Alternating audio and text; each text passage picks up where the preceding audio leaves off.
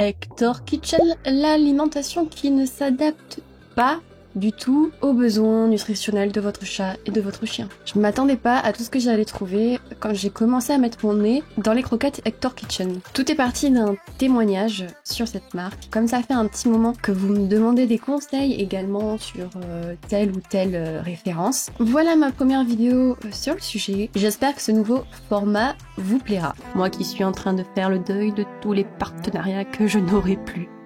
Hector Kitchen a été fondé en 2018 par Julien Muller. Il n'en est pas à sa première boîte puisqu'il a avant ça créé Holy Dog et Pet Alert. Vous allez voir, ils vont avoir de l'importance pour la suite. Il a voulu aussi tester la garde d'enfants à un moment. Bref, on voit que c'est quelqu'un qui est dans l'entrepreneuriat. La promesse des croquettes Hector Kitchen, des croquettes sur mesure pour votre chien ou votre chat, des formules uniques qui s'adaptent à votre chat et pas l'inverse. Une formulation personnalisée, fabriquée à la commande. Vous voyez, on veut vraiment mettre l'accent sur le fait que ce soit des croquettes qui soient spécifiquement formulées vraiment pour ton chien. Ce ne sera pas les mêmes croquettes que le chien du voisin. Sauf qu'à part mettre des croquettes dans un paquet avec le nom de ton chien ou ton chat et te donner des proportions qui sont en fait même pas correctes vis-à-vis du besoin énergétique de ton animal, bah la personnalisation ça s'arrête là en fait. À ce niveau-là, je suis très impatiente de m'intéresser à leur production. Qui produit ou c'est qui produisent dans leur super usine? Notre cuisine au milieu de la nature. On n'est pas bien là.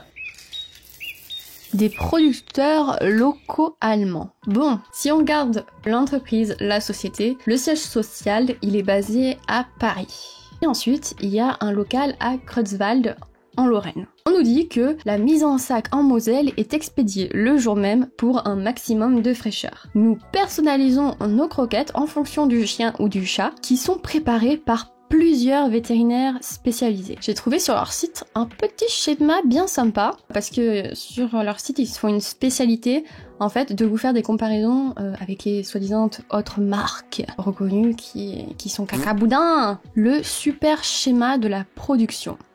Voilà. En haut, on a les méchants industriels qui veulent se faire beaucoup de fric. Alors, du coup, ils font une production dans des grosses usines qui font beaucoup de fumée, très polluante. Après, il y a du transport qui pollue encore et qui fait attendre vos croquettes pour que ça arrive ensuite en supermarché et qu'après que vous les rameniez chez vous et que votre chat il soit pas content parce que c'est pas de la bonne qualité. Et ensuite, en dessous, tu as Hector Kitchen avec une jolie petite famille en cuisine avec des vétérinaires, des chats, des fruits, un beau poulet. Wouhou, c'est trop génial, on fait vos croquettes et après, boum, direct, elles arrivent en scooter chez vous. Et votre chat, il est super content. J'ai refait le schéma comme il devrait être en fait. Leur histoire, nous n'avons pas d'intermédiaire. Comment dire que, encore une fois, il y a des gros doutes là-dessus. Ce que j'aime bien au passage, c'est aussi qu'ils font une petite pique envers les autres producteurs, les autres marques, qui seraient produites donc en Europe de l'Est, d'Asie ou du Canada. Il faut savoir, et ça c'est des chiffres de la FACO, donc c'est des chiffres officiels, que 80% du pet food qui est vendu en France est produit en France. 80%. Et que 88% des matières premières, elles proviennent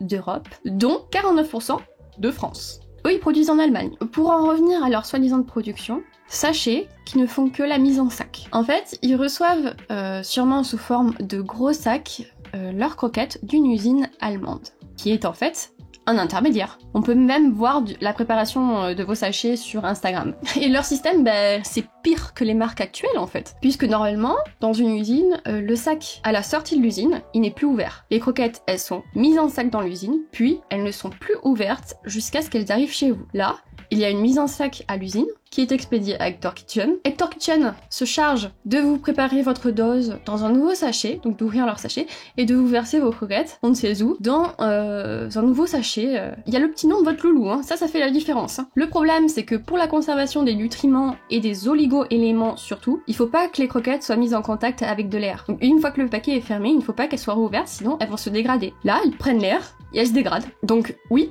Heureusement que vous avez juste la dose pour un mois, parce que typiquement, vous pourrez pas les garder très longtemps. Et je me demande même, moi j'ai eu des avis que le chat ou le chien n'acceptait pas de manger ça. Et je me demande, les chats sont très sensibles aux odeurs, et dès que la croquette a un peu tourné, dès que les acides gras ont un peu tourné, ils les mangent plus. Voilà, on a aucune idée de combien de temps les sachets sont ouverts, comment c'est fait quoi. Un paquet de croquettes que vous achetez dans le commerce, vous pouvez le garder fermé. Les dates de péremption, elles sont de 1 an, voire 2 ans. Ensuite, une fois ouvert, il faut que vous le consommiez dans le mois. Là, on n'a rien. Aucune indication. En quoi c'est plus frais? Depuis le tournage de la vidéo, j'ai reçu ces super photos qui nous montrent bien les sacs que Hector Kitchen reçoit à la sortie de l'usine et donc qui servent à faire vos petits sacs personnalisés. Ça, c'est des sacs qu'ils envoient aux associations qui achètent leurs croquettes dans le cadre de leur parrainage. J'en parlerai un peu plus tard dans la vidéo. Et donc, sur ces sacs, il n'y a rien à part la date de péremption. En fait, c'est super simple d'aller voir une usine de fabrication de pet food pour lancer sa marque. Dès demain, si vous avez un peu de fonds, vous pouvez aller créer votre propre marque de croquettes. Il suffit d'aller prendre contact avec une de ces usines et soit elles peuvent vous aider, elles ont des experts pour formuler votre croquette. Ça se fait souvent avec des logiciels qui va vous donner les pourcentages des protéines, de matières grasses en fonction des aliments que vous donnez, et il n'y a pas forcément en plus d'analyse derrière pour savoir s'il y a vraiment ces apports-là dans la croquette. Donc c'est très facile d'aller voir une entreprise pour vous faire une formulation, voire même, ils ont ce qu'on appelle des marques blanches. C'est un catalogue où il y a leur croquette type. Vous choisissez quelle formulation vous voulez et ils vous apposent votre logo sur le paquet de croquettes. Il y a énormément de marques qui sont comme ça. Faudra que j'en parle un de ces jours. Mais dès demain, vous pouvez créer votre marque de croquettes. Créons notre marque de croquettes Crazy Cat. Et normalement, sur les paquets, vous avez ce qu'on appelle un numéro d'agrément qui vous indique dans quelle usine le produit a été produit. Et là, évidemment, gros souci sur ces sachets, on n'a absolument aucune indication. On n'a rien. On a juste le nom de votre loulou et la quantité qu'il lui faut par jour. On n'a aucune autre information. Le seul indice que j'ai trouvé, c'est sur la pâtée. Parce qu'à l'arrière, il y a quelques numéros. J'ai pas réussi à trouver à quoi ils correspondaient, mais j'ai trouvé ces mêmes numéros sur une pâtée pour chat, pareil, une terrine dans une barquette aluminium, de la marque du producteur Partner in Pet Food, et le numéro, comme l'entreprise indique, la Hongrie. Donc voilà, malheureusement, malgré mon investigation, je n'ai pas réussi à trouver leur usine partenaire. Il y a un gros souci sur l'étiquetage de leurs produits. On n'est même pas dans la légalité. Mais il y a le nom de votre bébé. Est-ce que ce serait pas le plus important au final? En fait, on pourrait considérer que c'est de la vente à distance de produits en vrac. Sauf que même pour un produit en vrac vendu à distance, on doit vous fournir les indications légales minimales au moment de passer la commande ou au plus tard quand on vous livre le produit. Or là, tout ce que vous recevez visiblement avec le produit, c'est une petite feuille où il y a la composition, les constituants analytiques, les additifs, et c'est tout. On n'a pas l'animal en question pour qui c'est destiné. Sur les paquets, on ne peut même pas faire la différence si c'est pour des croquettes pour chien ou pour chat. On n'a pas d'indication, c'est obligatoire aussi si c'est un aliment complet ou complémentaire. On n'a pas la date de durabilité, on n'a pas le numéro de lot, et ça pour la traçabilité, ça pose gros problème. Pourtant, on essaie de vous faire croire que c'est hyper transparent et qu'il y a une traçabilité, alors que pas du tout. Là, ça pose problème. Vous savez pas, en fait, de quel lot provient les croquettes que vous avez. Et s'il y a un souci un jour avec une de vos croquettes, si votre animal tombe malade, s'il y a un souci sanitaire, vous avez aucune indication. Je sais pas s'ils gardent des traces de à qui ils ont envoyé quel lot, mais vous avez aucune indication sur le lot en question. Et s'il y a un problème, vous l'avez marron. Donc voilà, pour moi, clairement, j'ai de gros doutes que c'est pas dans leur petit local de Creutzwald qui produisent leurs croquettes. Ils font juste la mise en sac dans des conditions dont on n'a aucune information. Et leur croquette provient d'une usine extérieure qui est donc un intermédiaire. Ils ont des intermédiaires, contrairement à ce qu'ils vous disent. Quand on arrive sur leur site, on n'a pas du tout toutes les formulations qu'ils peuvent avoir. On n'a pas la liste des ingrédients, on n'a pas les caractéristiques analytiques. Pour avoir potentiellement quelques informations, il faut créer donc le profil de ton chat et indiquer bien sûr à la fin ton mail pour avoir leur proposition. Du coup, j'ai testé différents profils, mâle, femelle, stérilisé, non stérilisé, en surpoids, pas en surpoids, chaton, senior. J'ai fait donc différents profils pour voir un peu ce que ça me proposait parce que on n'a accès nulle part à la liste de leurs produits. Parce que on peut se dire, c'est normal, c'est des croquettes qui sont fabriquées vraiment spécifiquement pour le profil de ton chat, donc il n'y a pas de référence type. Ils jouent vraiment là-dessus en fait, c'est vraiment ce qu'ils nous disent sur leur site. Louloute, Tia, ma louloute, ma louloute, Dans cette vidéo, je vais me concentrer vraiment que sur la partie chat, mais il y aurait beaucoup de choses à dire également et à vérifier sur la partie chien. Donc, le premier chat que j'ai créé, c'est Nox, un chat mâle, castré, stérilisé, poil court. On va lui donner un poids tout à fait normal pour un chat mâle stérilisé, donc 4 kilos, pas de problème de surpoids. Et donc voilà la formulation qu'on me propose. Alors j'ai créé un profil chaton. Et là déjà j'ai un problème parce que du coup on passe de 1 kg, 2 kg, 3 kg. Il n'y a pas assez de tranches pour un chaton. Pour la formulation chaton, on propose les mêmes formulations que pour des chats adultes. Déjà ça me surprend. Je vais créer un profil également de chat en surpoids avec du diabète parce qu'il propose également s'il y a des maladies ou des types d'allergies. Attention, parce que là on passe sur du médical. Je vais créer également le profil d'un chat mâle très actif, un chat senior, pas pipinote, un chat mâle castré qui bouge plus beaucoup de sa journée, qui fait, je crois que j'ai mis 5 kilos, c'est pas hallucinant comme poids. Là en fait, tout ce qu'on vous demande, toutes les questions, ça reste assez simple, mais c'est typiquement ce qu'on doit vous demander quand on fait un bilan et qu'on cherche à déterminer le besoin énergétique de votre chat. Là, ça reste très succinct, il faut que ce soit un peu plus approfondi. Donc voilà, j'ai créé plusieurs profils de chats différents. Si je voudrais vraiment être précise, il faudrait que je fasse des profils très semblables avec juste des petites variations pour voir ce qui change. Mais globalement, j'ai eu beau multiplier les profils, on m'a proposé que 3 formulations différentes. Ça reste quand même très étrange. 3 formulations différentes, au final, qu'est-ce qu'il y a pour l'instant de vraiment différent avec les autres marques que Hector Kitchen critique justement pour le fait qu'il n'y ait pas assez de choix. Donc j'ai voulu m'intéresser de manière plus approfondie à analyser la composition qu'on me proposait pour chacun des profils. Et déjà, j'ai un souci. Au vu des constituants analytiques, des pourcentages de protéines, de gras, la densité énergétique, c'est-à-dire les kilocalories pour 100 grammes qu'on m'indique, c'est pas possible en fait. Moi, quand je fais ma formule pour calculer cette densité, que ce soit avec la méthode récente ou une méthode plus ancienne, je trouve ce résultat si je mets 13% d'humidité. 13% d'humidité, c'est pratiquement jamais vu dans des croquettes. On tourne autour des 10. Maintenant, sur des grandes marques, on peut avoir du 5%, 4%. Mais 13% d'humidité, j'ai jamais vu ça. Donc déjà, j'ai un gros souci avec la justesse des compositions, des pourcentages qui sont indiqués.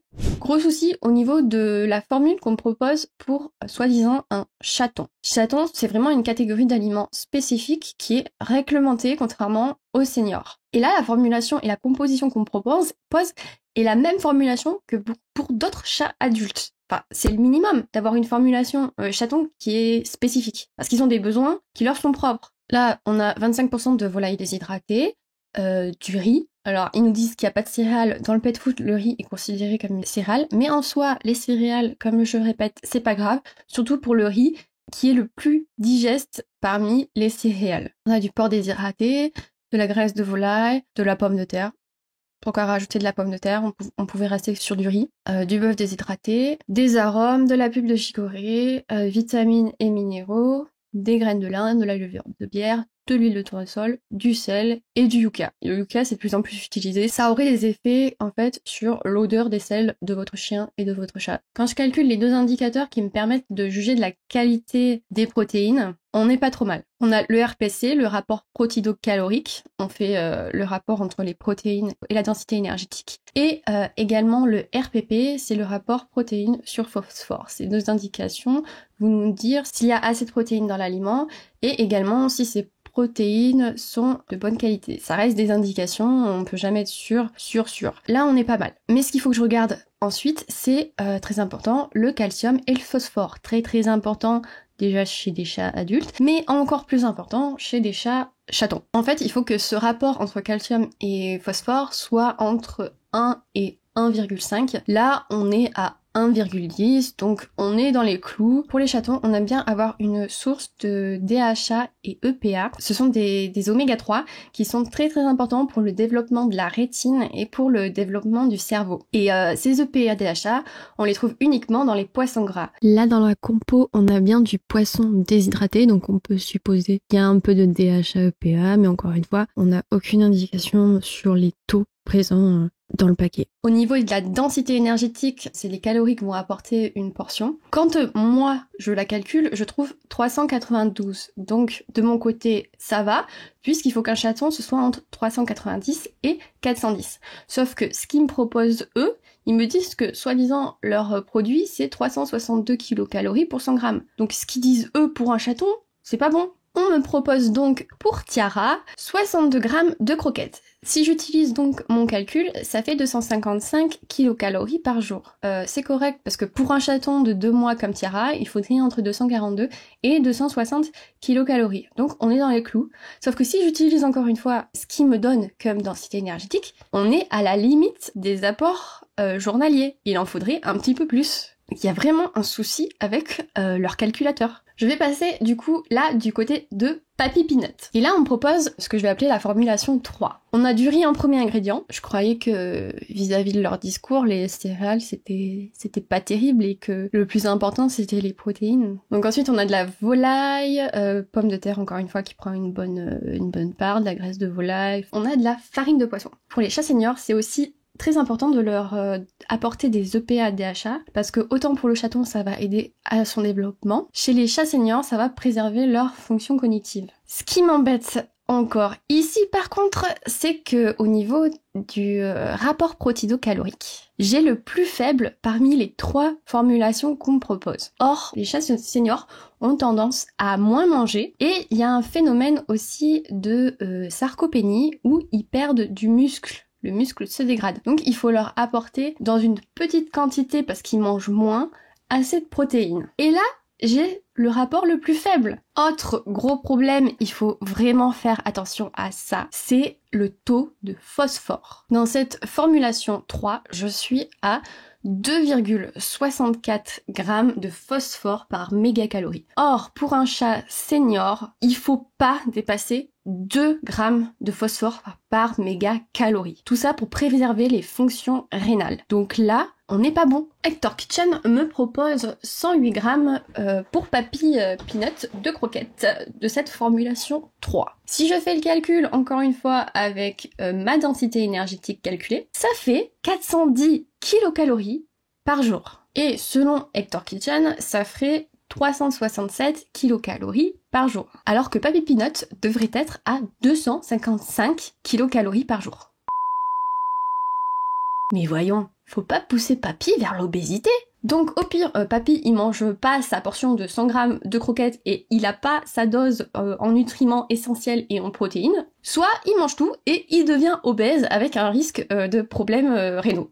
C'est ton choix, Papy Peanut. Il y a vraiment, dans leur formulation et dans ce qu'ils proposent, un gros problème, une inadéquation entre la portion qui vous indique et l'apport calorique. Et je vais le trouver pratiquement dans tous les tests que je vais faire. Lily, elle est en surpoids de 8 kilos et elle a du diabète. On lui propose 83 grammes de croquettes, ce qui fait, selon ma formulation, 338 kilocalories, alors qu'elle devrait être à 158, voire max 200. Roméo, c'est un mâle, ok, très actif, de 4 kilos. Bah, il va pas le rester longtemps, parce que on lui propose 139 grammes de croquettes, ce qui représente 545 kilocalories selon mes calculs, alors qu'il devrait être à 250, voire max 300. À chaque fois, on est pratiquement au double de calories sur une journée que ce qu'il faudrait. Le seul moment où c'est à peu près bon, c'est pour un chat de 4 kilos qui est stérilisé et moyennement actif. Et pourtant, on vous dit gestion rigoureuse des apports journaliers. Vraiment. Après, le dosage, il est pas spécifique à eux. En fait, on le retrouve pratiquement sur toutes les indications qu'on vous donne sur les paquets de croquettes. Le problème, c'est qu'il vous donne un dosage en fonction du poids actuel du chat. Sauf que c'est pas le poids actuel qu'il faudrait prendre, mais c'est le poids moyen qu'il devrait avoir sans problème de surpoids, c'est-à-dire le poids maigre. En fait, ce qu'on dit, il ne faut pas nourrir le gras. Ce qu'il faut nourrir, c'est le muscle et les organes. Et après, il faut prendre en compte son niveau d'activité, s'il est stérilisé ou non, son âge. Mais bon, venant d'une marque qui fait soi-disant appel à des experts nutrition qui vous suivent dès votre première commande, non, en fait. Alors, ces croquettes sont-elles vraiment formulées par des vétérinaires? On nous dit bien des spécialistes en nutrition qui sélectionnent la meilleure qualité et formulation pour chacun de vos animaux. En fait, là, le questionnaire que vous répondez, je pense que vous vous en doutez, c'est un simple algorithme qui va, en fonction de calcul simple, vous donner une dose qui du coup n'est même pas bonne. Le questionnaire,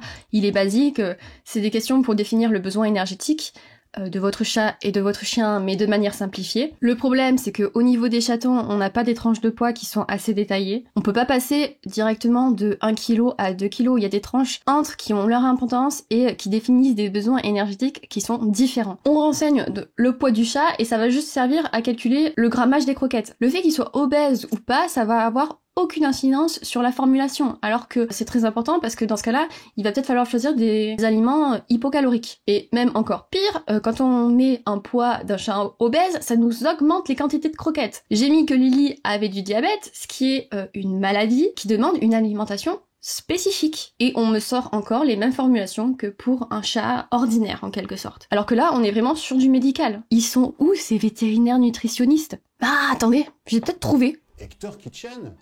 Hector Kitchen, c'est une marque de croquettes personnalisées. C'est curieux parce que le client, c'est le vétérinaire de la vidéo d'avant. Et suivant ce bilan, ils lui font un programme personnalisé. Et la vétérinaire, c'est la cliente de la vidéo encore avant. Ça faisait des années que mon petit Léo était fatigué. Pourquoi pas, hein? Bonjour Lucien, comment va le petit Léo? Bonjour monsieur le vétérinaire, ça va pas du tout. Désolée, mais le jeu d'acteur, vous trouvez que je suis mauvaise langue? Bah ouais, parce qu'après tout... les vétérinaires, c'est pas des acteurs, donc... Bah non, c'est bien une agence de publicité qui a réalisé ces vidéos, ces spots de pub. Et le nom, c'est Angel Studio, et c'est pas très compliqué de les retrouver. C'est juste cliché au possible. On met en plus une petite blouse chirurgicale pour encore plus faire sérieux, alors que votre vétérinaire vous accueille pas avec une blouse chirurgicale.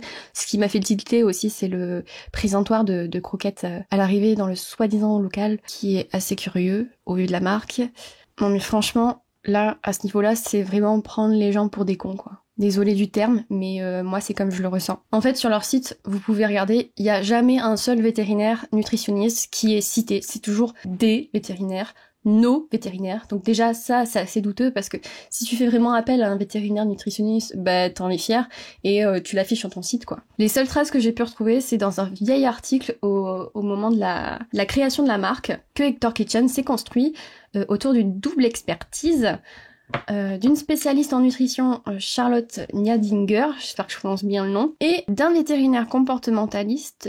Le problème, c'est que, notamment Charlotte Niadinger, qui est une ingénieure agronome reconnue dans le pet food, on n'a aucune indication sur son implication réelle dans le processus de création de la marque et surtout dans la formulation des croquettes. Et on verra plus son nom cité ailleurs. D'ailleurs, j'en profite pour vous faire un petit aparté. Elle intervient souvent dans les médias et notamment, elle est déjà intervenue dans le podcast de la vétérinaire nutritionniste Charlotte Deveau qui s'intitule La truffe dans la gamelle. Et si le sujet de la nutrition vous intéresse, je vous conseille vivement d'aller écouter ces podcasts qui sont super intéressants et pratique parce que vous pouvez faire autre chose et vous mettre ça en fond. Moi, je les ai tous écoutés. Je vous mettrai le lien dans la description. Voilà, clairement, niveau vétérinaire, on n'a aucune information. Et quand vous allez voir un peu l'équipe sur le compte LinkedIn d'Hector Kitchen, vous pouvez regarder un petit peu les profils et il n'y a pas un seul profil en nutrition canine et féline. Je voulais également vous parler d'un de leurs produits, les compléments alimentaires. Alors là, ça pose aussi contradiction avec leur discours, parce que soi-disant leurs croquettes sont hyper adaptées et spécifiques à ton chien. Le problème des compléments alimentaires, c'est que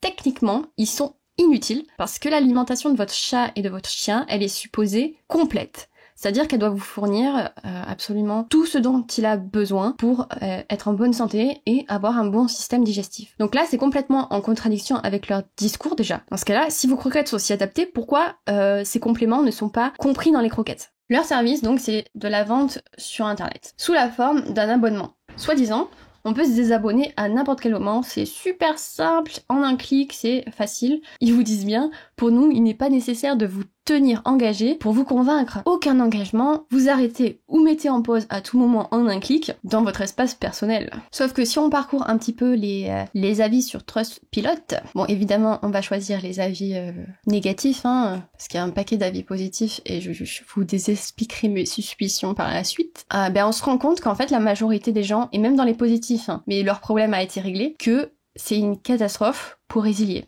Parce que, contrairement à ce qu'ils disent, on ne peut pas le faire en ligne. En ligne, on vous renvoie vers un numéro de téléphone Et par exemple, si vous essayez de faire un mail pour dire que vous souhaitez résilier, on vous dit qu'il faut appeler. Sauf que quand vous appelez, vous vous retrouvez face à des commerciaux. Et les commerciaux, ils ont un discours bien rodé. Et tout ce qu'ils cherchent à faire, c'est vous maintenir dans ce programme. Pour certaines, ils se sont sentis culpabilisés, que limite on leur disait qu'ils allaient se tourner vers des mauvaises croquettes alors que là ils ont de la top qualité et qu'il faut limite argumenter la décision de vouloir arrêter l'abonnement alors qu'il y a également aucune argumentation à faire. Hein. Bref, il y a énormément de problèmes sur les résiliations. Et là où on s'enfonce encore plus dans les problèmes, il y a certaines personnes qui ont été démarchées alors qu'elles n'avaient rien à voir avec Hector Kitchen et elles n'avaient jamais rien demandé, elles n'avaient jamais commandé. Alors, d'où vient ce démarchage? Et ben en fait, ces personnes, elles ont été démarchées suite à leur annonce sur Pet Alert. Vous connaissez sûrement, il y a des pages sur tous les départements. C'est un site qui vous permet de publier des annonces pour votre chien ou votre chat perdu, qui s'est énormément développé ces dernières années. Vous avez sûrement déjà tous vu cette page, ce site, ou une annonce de ce site. Quand on va voir les pages de Pet Alert, on voit partout que Hector Kitchen est son principal sponsor. Bah oui, parce qu'il y a aussi Holidog en sponsor. Et si vous vous rappelez ce que je vous ai dit au début de la vidéo, qui dirige Holidog et Pet Alert? C'est Julien Muller, le dirigeant d'Hector Kitchen. On situe où là, à peu près niveau conflit d'intérêts? Et là où c'est encore plus grave, c'est que sous tous les posts de vos petits chéris qui sont perdus, vous avez de la pub pour des croquettes ou pour du dog sitting, soit pet adoption, je vous en parlerai aussi par la suite. C'est charmant. Ah mais je vous ai pas dit aussi, maintenant pour publier une annonce de ton animal qui s'est perdu, faut payer 19 €. Et ça encore c'est sans les boosts, hein, parce que évidemment, vaut mieux booster, parce qu'avec les boosts, tu vas toucher encore plus de monde grâce à l'algorithme de Facebook qui va être payé. Donc t'as le boost à 25 €, t'as le boost à 50 €, et t'as le boost à 100 €, encore mieux, là t'es sûr de retrouver ton chien. Donc au final, tu te retrouves à payer une annonce 119 €. Ça va, vous avez pas honte? Les délais de publication, on a des témoignages, ils peuvent aller de 12 heures à 48 heures. Voir si tu payes pas, j'ai même pas vérifié, faut que je vérifie si tu peux publier une annonce sans payer maintenant que je le dis. Ben non, tu peux plus en fait. Tu peux même plus publier une annonce sans payer. Incroyable. Ouais, mais on nous fait payer parce que t'as toute une équipe derrière, donc faut bien qu'ils se rémunèrent. Ah bah non. Les sites et les pages, maintenant, ils sont totalement gérés par des algorithmes et des bots.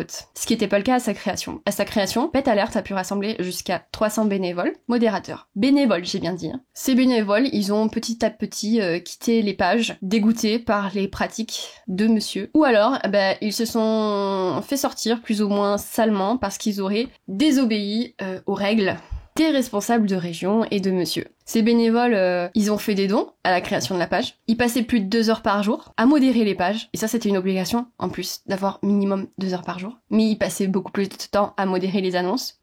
Excusez-moi, mais ce serait pas un petit peu de l'emploi dissimulé, ça ? Je cite un travail de bénévole. C'est un travail effectué dans le cadre d'un but non lucratif. Il y a pas mal quand même de sources d'argent là. Sans lien hiérarchique, alors que Monsieur Muller parlait lui-même dans certains des messages à qui étaient destinés aux bénévoles pour expliquer en fait qu'il passait vers un algorithme que le recrutement était de plus en plus difficile. Et c'est pareil, sans lien hiérarchique, et pourtant chaque bénévole dans sa région était contrôlé par un responsable de région plus ou moins sympathique, et tout était codé, il fallait publier ça, sinon on se faisait virer. Enfin, allez voir franchement tous les témoignages qu'il y a sur la page Les coulisses de Pet Alert. Tout est rassemblé et c'est là où j'ai trouvé toutes ces infos. Et il y a certains échanges qui ont pu être divulgués, c'est honteux. Franchement, j'ai pas d'autres mots, ça résume bien, c'est honteux. Parce que évidemment, quand vous rentriez une annonce pour votre chien ou votre chat qui est perdu, on vous demandait vos informations personnelles. Quand j'ai essayé de faire une annonce, on peut même pas choisir de publier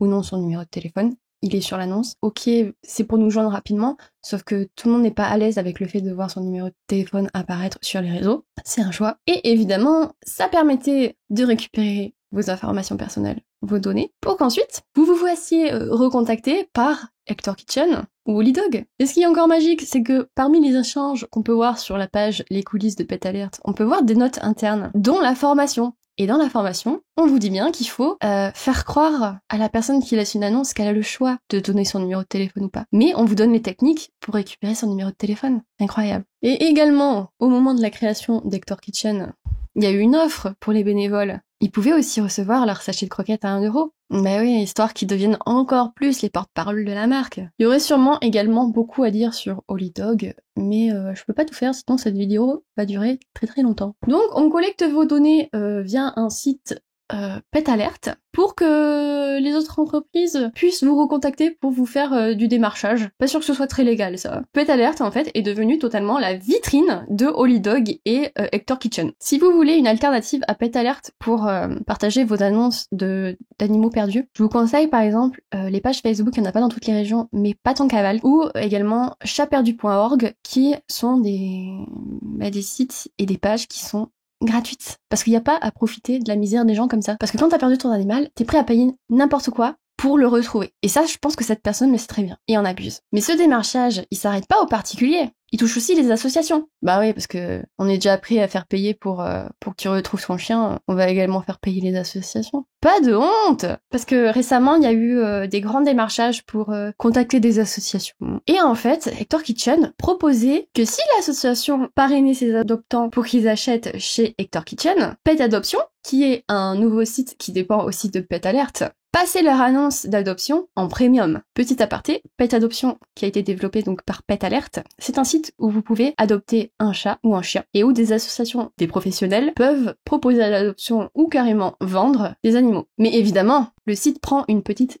commission sur les acheteurs. Regardez un petit peu la tête du mail par lesquels ils ont démarché les associations. Création d'un véritable partenariat entre votre entité et Hector Kitchen. Il ne s'agit en aucun cas d'un abonnement et les commandes seront faites en fonction des besoins de votre organisme. Enfin, un partenaire à votre écoute. En plus de ces réductions, il vous sera aussi offert jusqu'à 20 kilos de croquettes tous les 5 personnes parrainées.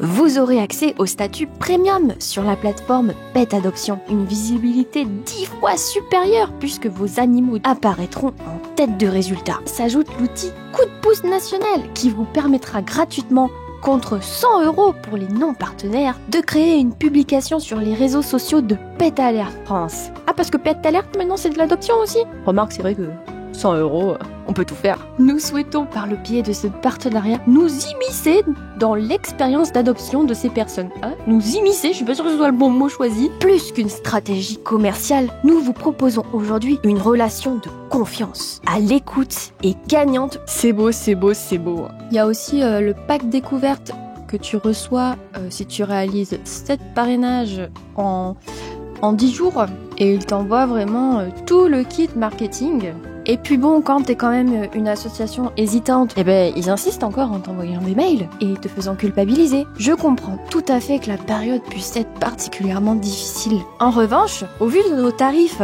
nous avons malheureusement un nombre de places limité et je ne pourrai pas vous en sécuriser une ayant ouvert votre dossier depuis maintenant un mois. Quand même, faudrait pas rater cette occasion en or. Donc allons-y, pourquoi ne pas profiter des associations également pour devenir porte-parole de Hector Kitchen en leur faisant miroiter qu'on va passer leur annonce en premium pour plus de visibilité. Bah oui, parce que faut que ce soit donnant-donnant, ça peut pas être juste de la charité gratuite. Le problème, c'est que l'association doit acheter d'abord 4 paquets. Ah oui, il n'y a pas que le parrainage. Il faut d'abord, le reste sera gratuit, mais il faut d'abord acheter 4 paquets. Pourquoi ? On sait pas. En achetant chez Hector Kitchen, le partenaire s'engage à convertir la moitié de ses adoptants. C'est-à-dire que la moitié des adoptants du partenaire doivent réaliser une première commande chez Hector Kitchen. Dans le cas où le nombre de conversions n'est pas en accord avec le nombre d'adoptants, Hector Kitchen se réserve le droit de ne pas renouveler ce partenariat. Attention, attention, hein, faut faire les chiffres. Et évidemment, les associations, elles sont rarement passées en premium et elles se faisaient balader. La finalité de tout ça, encore une fois, vouloir récupérer un maximum d'informations et de données clients pour ensuite vous démarcher par téléphone. Et on peut voir des témoignages, limite, c'est vraiment de l'harcèlement. Ils ont un discours commercial hyper bien rodé pour pousser à l'achat. Ils ont eu pendant longtemps également une offre à 1 €. Vous pouviez recevoir votre premier paquet de croquettes pour 1 € seulement. Vis-à-vis de ce dispositif, vous étiez aussi directement abonné. Et donc, si vous faisiez pas les démarches, c'est-à-dire pas un simple clic sur internet contrairement à ce qui est dit, mais les démarches de téléphoner, l'abonnement continuait à courir sur les mois suivants et souvent c'était la surprise. Donc au vu de tout ça, je suis désolée, ce n'est pas une marque qui est là pour le bien-être de votre animal. C'est juste une entreprise de commerciaux et ils savent très bien y faire et leur discours est super bien rodé, bravo à eux pour ça. Et ça on le voit au vu des avis qui sont laissés sur les sites d'évaluation. Je soupçonne même, parce que je trouve qu'il y a beaucoup d'avis qui résultent d'appels téléphoniques, je pense que suite à un échange téléphonique avec eux, ils ont un moyen de vous inciter à aller laisser un commentaire sur Trustpilot, peut-être par sûrement une petite récompense, une promo. Voilà, j'ai pas tout détaillé dans l'analyse, il y aurait encore beaucoup de choses à dire sur les arguments de vente mis en avant par Hector Kitchen. On vous prend pour des jambons, comme dirait Petit Tout. Vouloir profiter du marché du pet food, de votre demande grandissante, de donner le meilleur à votre loulou qui est unique, dans le secteur, ils sont beaucoup à vouloir se trouver une place au soleil. Et il y a énormément de profils de jeunes diplômés d'écoles de commerce qui sont loin de respecter les règles publicitaires du pet food, qui se lancent dans ce milieu. Et c'est très très simple de se lancer. Vous-même, vous pouvez vous lancer. Après, est-ce que vous avez vraiment les qualifications pour juger de la conception et de l'analyse des croquettes? Hector Kitchen n'est donc pas une marque que je vous conseille. Les conseils nutritionnels qu'on vous donne ne sont pas bons. Il y a un gros manque de transparence, contrairement à ce qu'ils vous disent, sur l'origine notamment. Il y a des gros doutes sur la justesse de la composition et les analytiques qu'on vous fournit. Je vous ai pas parlé du prix, mais on tourne quand même autour de 13-11 €, ce qui est cher pour la qualité qu'ils proposent, alors qu'on n'est même pas sûr des analyses qu'ils font derrière ça. Et vraiment, avec toute cette technique commerciale trompeuse, les liens qu'il y a derrière, les entreprises et ce qui s'est passé avec Pet Alert, c'est vraiment pas une marque auquel je pourrais faire confiance. N'hésitez pas à apporter votre témoignage sous cette vidéo et me dire quelle autre marque vous souhaitez que j'analyse.